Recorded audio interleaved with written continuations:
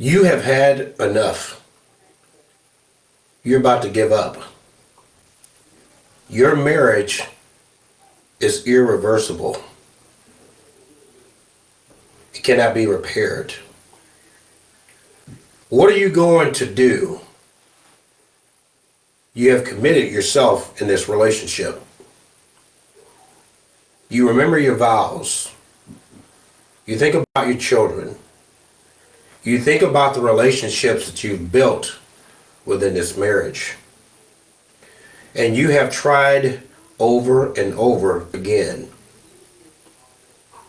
to no avail. And now the marriage is headed on a path of destruction.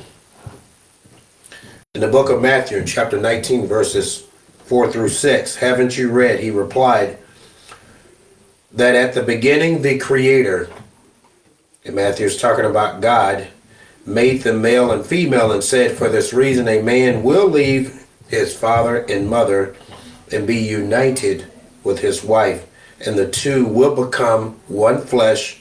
So they're no longer two, but one flesh. Therefore, what God has joined together, let no one separate. That was a command from God, that no one, including the two people that are married, should not allow one another to destroy this relationship. But oftentimes, this comes about. And we need to look at what God wants us to do in this bond that He has put together. We need to know that Christ loves us, and He wants us to love Him. He wants us to obey Him. He wants us to keep His commands as we move forth through life. But we need to know where love comes from. As a married couple can remember why they got married. Now, we can't say in all cases, but when it comes to marriage in general, people get married because they love one another and they want to be together. They want to commit themselves to one another and not to anyone else, and go along that journey that is known by marriage. In the book of 1 John, in chapter 4, verse 8, whoever does not love does not know God, because God is love. When a marriage is built on this spiritual foundation of love, through God, through righteousness, through godliness, through faithfulness, through being obedient in the truth of God, a marriage would not be headed for destruction. People won't be at odds with one another to destroy this relationship. In the book of 1 John, in chapter 4, verse 19, we love because He first loved us. So we need to be reminded that God loved us before we loved Him. He is our Creator, and He wants every marriage to thrive, to be fully committed,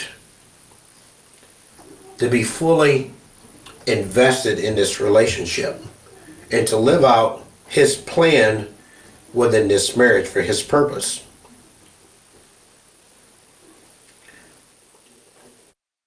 In the book of 1 Peter, chapter 4, verse 8, above all, love each other deeply, because love covers over a multitude of sin.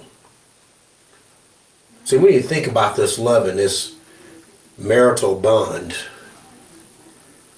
and see, when one person or both parties look at their relationship and they're ready to dissolve or to separate this relationship, that means that the love that they once had has been torn to pieces. They no longer see their spouse the way that they saw them when they got married, or why they would have married that person from the beginning. So we need to keep the commands of God, as John wrote in the book, or John wrote in chapter 15, verse 10. If you keep my commands, you will remain in my love, just as I have kept my Father's commands and remained in his love. So Jesus kept his way with the Lord, or with God. And we need to do the same thing by keeping the commandments of God in our marriages, so that our marriages are not destroyed. Our families are not ripped apart.